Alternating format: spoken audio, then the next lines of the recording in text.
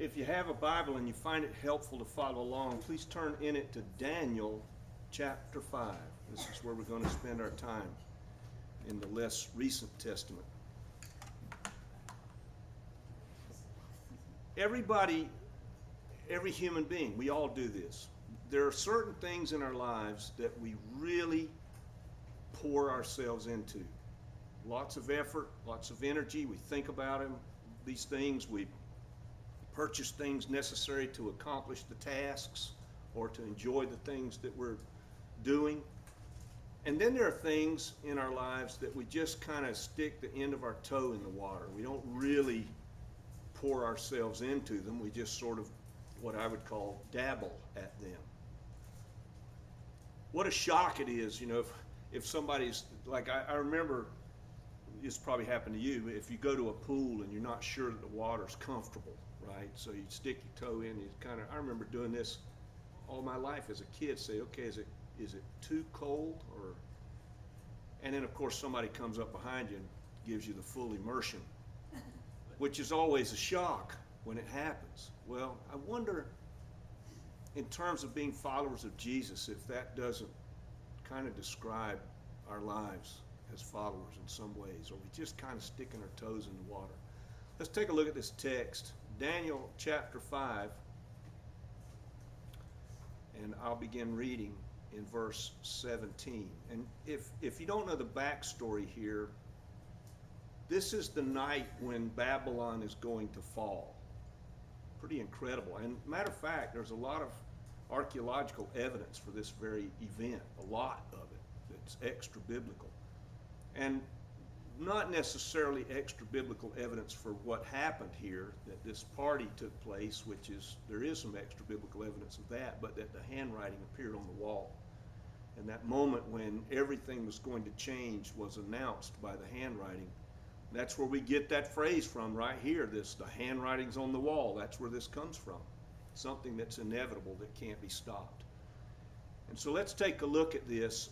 Daniel has been called in to interpret this handwriting by the Queen Mother, by Belshazzar's mom. Daniel replied to the king, verse 17, "Keep your gifts. Give your rewards to somebody else. However, I will read for the king the writing on the wall and make known its interpretation. As for you, O king, the Most High God bestowed on your father Nebuchadnezzar a kingdom, greatness, honor, and majesty. And due to the greatness that God bestowed on Nebuchadnezzar, all peoples, nations, and language groups were trembling with fear before the king. He killed whom he wished, he spared whom he wished, he exalted whom he wished, he brought low whom he wished. And when his mind became arrogant and his spirit was filled with pride, he was deposed from his royal throne, and his honor was removed from him by God. He was driven from human society. His mind was changed to that of an animal. He lived with the wild donkeys and fed on the grass like an ox. His body became wet with the dew of the sky. Until he came to understand that the Most High God rules over the human kingdoms and appoints whomever he wishes to rule. But you, his son Belshazzar, have not humbled yourself, although you knew all of this history. Instead, you have exalted yourself against the Lord of heaven. You've brought before yourself and your nobles vessels from God's temple. And you and your nobles, together with your wives and concubines, drank from these vessels. You praised the gods of silver, gold, bronze, iron, wood, and stone, gods who cannot see, hear, or comprehend. But you've not glorified the God who has in his control, your very breath and every bit of your ways. Therefore, the palm of the hand was sent from God, and this writing was inscribed. This is the writing that was inscribed: Mene, Mene, Tekel, and Pharsin. Here is the interpretation of these words. Mene, God has numbered your kingdom, and its days are being brought to an end. Tekel, you are weighed in the balances, and you've been found to lack. And Pharsin, your kingdom is divided and given over to the Medes and the Persians. Then, on Belshazzar's orders, Daniel was clothed in purple. A golden collar was placed around his neck, and he was proclaimed the third ruler in the kingdom. And on that very night, Belshazzar, the Babylonian king, was killed So Darius the Mede took control of the kingdom when Darius was about 62 years old. Now this is an incredible story. Belshazzar's name means Marduk protects. That's what it means. And Marduk, of course, was one of the Babylonian deities, actually a deity shared by the Persians who have come this very night to conquer Babylon finally and put the Babylonian kingdom to an end. Nebuchadnezzar is not Belshazzar's direct father. Now, this goes back to a very Semitic practice. You see it in Jesus. Jesus stands before the Pharisees in John chapter 8 and the scribes and the Herodians, and that they proclaim to Jesus, Abraham is our father. Well, that's 1,700 years of history. So obviously Abraham's not their direct father, and that's exactly what's going on here. The Semitic understanding is the lineage descends from whomever the lineage descends, and these generations don't mean anything in terms of who is the father. So Nebuchadnezzar, in a Semitic view, is the father of Belshazzar, even though he's a couple of generations removed. Babylon has come to an end for a variety of reasons. It never rose after Nebuchadnezzar. In fact, it declined because there was a lot of intrigue in the Babylonian kingdom where you had people murdering one another in order to gain the throne after Nebuchadnezzar. As a matter of fact, in this particular point in history, there are two rulers in Babylon. One is Belshazzar. He is a co-regent. He is the son of the ruler who is named Nabonidus. And all of this we know from secular history. It's amazing here that secular history of the ancient Near East is perfectly aligned with what we find here in the Bible in terms of the history that's recorded. There are excavations that have taken place in Iraq, which is where Babylon mostly was, where they've uncovered a room that's 165 feet long and 55 feet wide, which would be exactly the kind of room where these things would have taken place, this party that they're having here on this particular evening. The kingdom is completely corrupt, and God is bringing it to an end here on this very night via the Medes and the Persians. And by the way, Darius and Cyrus is prophesied in Isaiah directly by name 140 years before he's born, that Cyrus will come and be the deliverer of the Jews from the Babylonian captivity. That's pretty amazing. And he was. And you keep reading, you read in Ezra, Nehemiah, you read how the Persian king set the Jews free to go back and rebuild their homeland, which he did.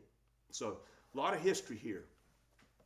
The Babylonians had come to a place where they were expecting all of this, and they had laid up for themselves a storehouse of provisions for a 20-year siege. It didn't take quite that long, but they were ready for such a siege.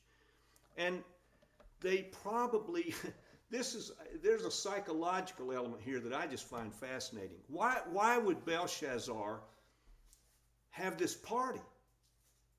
Think about it for just a minute. Why? The Persians are on the doorstep. They've been there for a while. Everybody knows that the Persians are coming. And it's not going to be nice when they show up.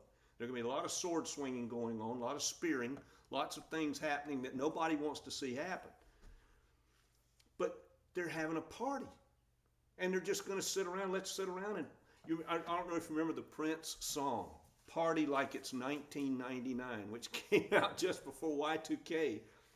Why did he write that song? Because everybody thought Y2K was going to be this huge thing that was going to change everything, which it didn't, other than it made us write something different on our checks from then on. But everybody thought that. This is like that. Let's party like none of this is really happening. In other words, Belshazzar brings all these nobles in, and there are a couple of features here that are very important. He has this party, I would say, psychologically, to make it present to these nobles, don't worry about a thing. Everything's going to be all right. We're the Babylonians. We're the great kingdom. Nothing's going to happen to us. Why? We're too big to fail. You ever heard that before? Everybody have some recollection of 2008 here in this country and worldwide? Yep. Zurich, Goldman Sachs, GM, and a bunch of other things were too big to fail. Well, we haven't learned our lesson, apparently. The Titanic was too big to sink. Yeah. Isaiah says and this is God in prophecy speaking through Isaiah, the nations are a drop in the bucket. That we should hear that very clearly ourselves, to think that America is not too big to fail. Belshazzar wanted to show contempt to all the nobles. You guys just relax. We've got this. We are Babylon. We are too big to fail. And so he has a party. But he goes further. The party wasn't sufficient. Now, if you could understand it psychologically if it were just the party. But no, what does he do? If you remember when Nebuchadnezzar conquered Judah, he conquered the northern kingdom already and deported a bunch of people. Then he conquered Judah. It took a long time. Judah's heart is easily defensible because of the terrain. But once he conquered them, he burned the temple to the ground, tore everything up, and took everything out of the temple that was valuable. Lots of golden vessels, golden cups, golden bowls, silver bowls, all kinds of things with all sorts of inscriptions on them having to do with the priestly practice that went on in the temple. Well, he's not content to just have the party. He's going to take those vessels and hold them up and say, you see how powerful we are? This God that the Jews think is so powerful, we're drinking out of his cups. We won. We beat the Jews. We beat the God of the Bible. Let's demonstrate that even this God is no match for the Babylonians. That's exactly what's going on.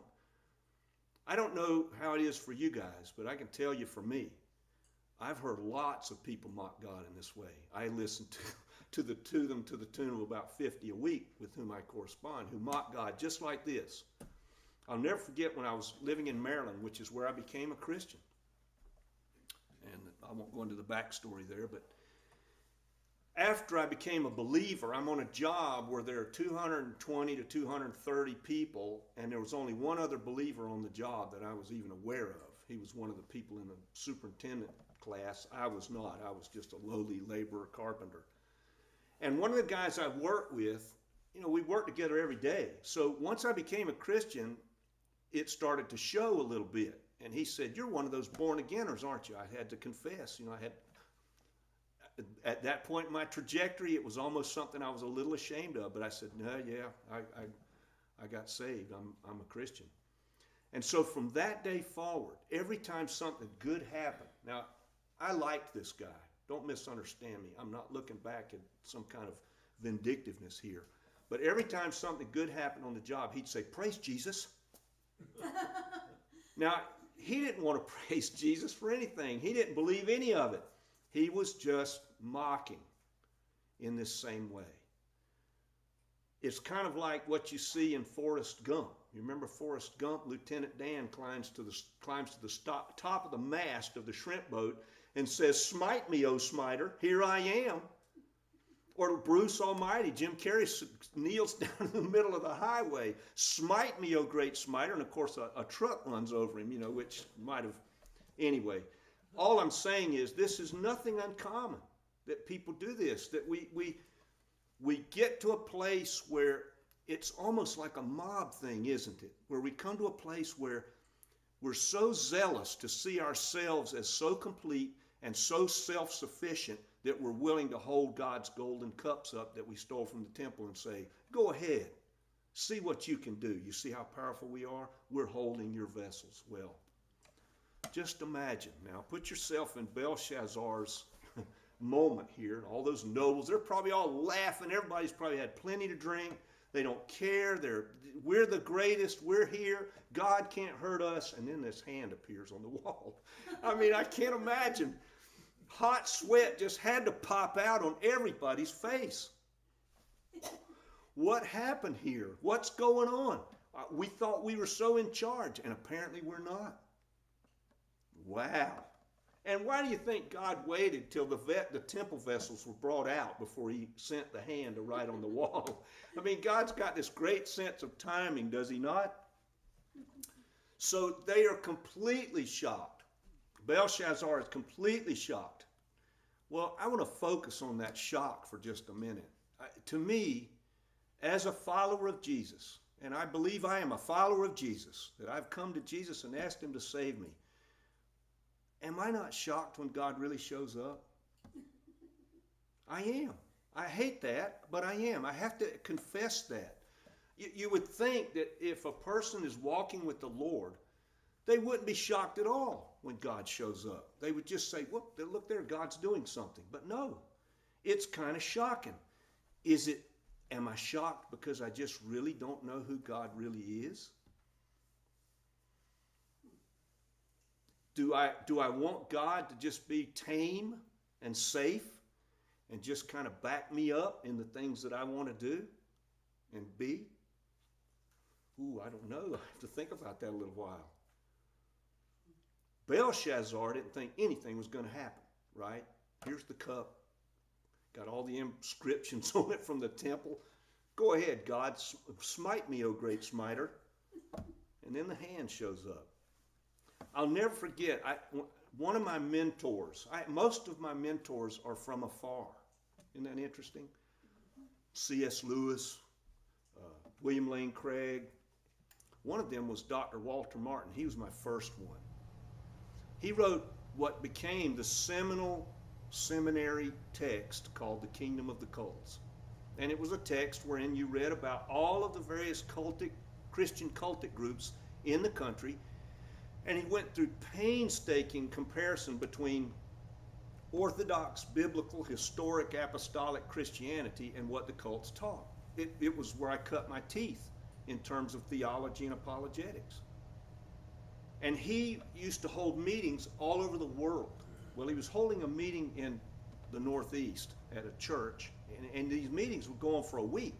He didn't just come in one night, these things went on for a week, and he was at the very last night of a week of meetings, and there had been this couple that sat right in the front. The woman was in a wheelchair, and the man was her husband, obviously, and wheeled her in, and they sat there all through the meetings, and then all of a sudden, the last night, this man stands up at the end of the meeting and wheels this woman up to the podium where Walter Martin is and says, my wife is suffering from Parkinson's. Will you pray for her tonight? Now, maybe none of you have ever been in that spot. But let me tell you, the only word I know to put to that spot, and I've been there numerous times, where people have been in a hospital bed dying and asked me to pray for them. And the only word I can put to it is dreadful. I don't mean that in terms of bad. I mean in terms of dread. They're asking me to go before God that they would be healed. All right, this woman wheels up in front of Walter Martin the same way. She's got Parkinson's. She's in the latter stages. She can't talk. She can't move her arms. She can't walk. She can't even hear. Parkinson's has destroyed. The last thing it's going to do is take away her mind completely and stop her from being able to breathe. So he wheels her up there, and Martin, he said, okay, let's pray for Miss Atkinson, this good Scotch Presbyterian.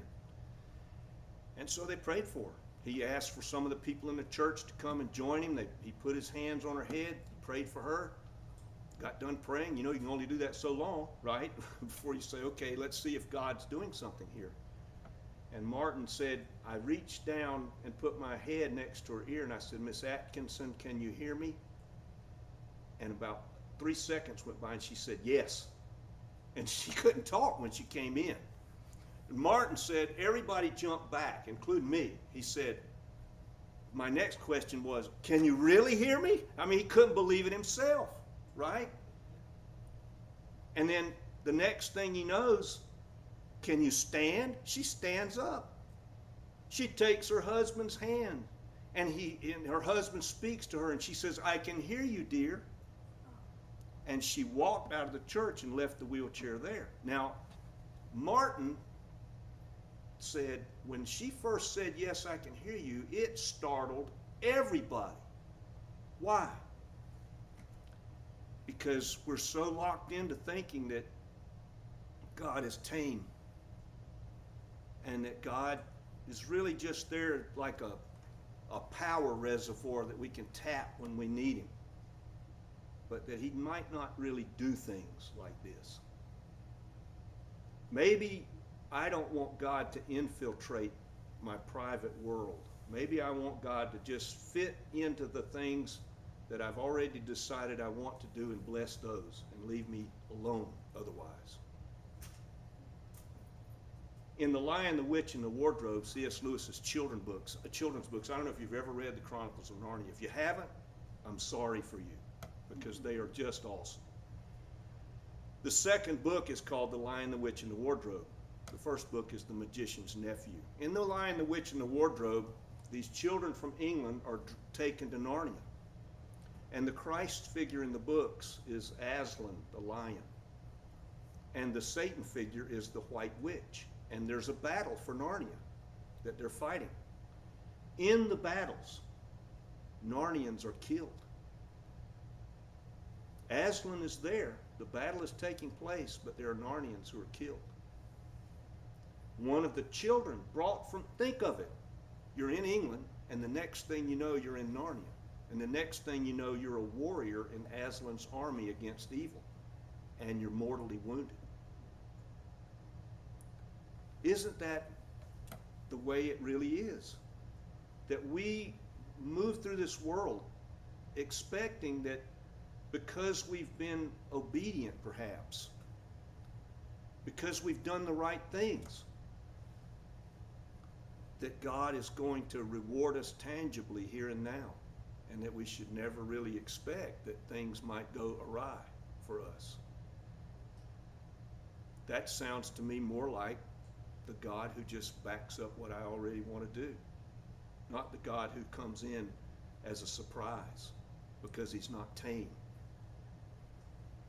Lewis said this to a friend of his named Arthur Greaves in a letter, who had just suffered an incredible tragedy in his family. This is what Lewis said to him in the letter. There's always a peace in having submitted to the right. Don't spoil it by worrying about the results if you can help it. It's not yours or my business to succeed. Nobody can be sure of succeeding, but to do right. And when you've done so, the rest of it lies in God and his will. I think it's a worthy thing. Maybe I'm the only one. I think it's a worthy thing to pray about, to say, God, what would you have me do and be? And if it's not what I expect, make me able to accept it, whatever it is. Just like the children who went to Narnia, just snatched out of England by surprise. Like the woman whom Martin prayed for, who was snatched out of Parkinson's in front of everybody, and like Belshazzar, who was snatched out of his pride by a hand that appeared on the wall. God is not tame. He is not tame. I love that in the Chronicles of Narnia. One of the children asks this very question. And one of the animals, the animals can talk in Narnia. One of the animals says, I think it's Mrs. Beaver. She says, well, Aslan's not a tame lion. God's not a tame God. I don't know where everybody is today, but if I've said anything about which you've got a question, you want to pray with me, I'll stay here as long as it takes as we close.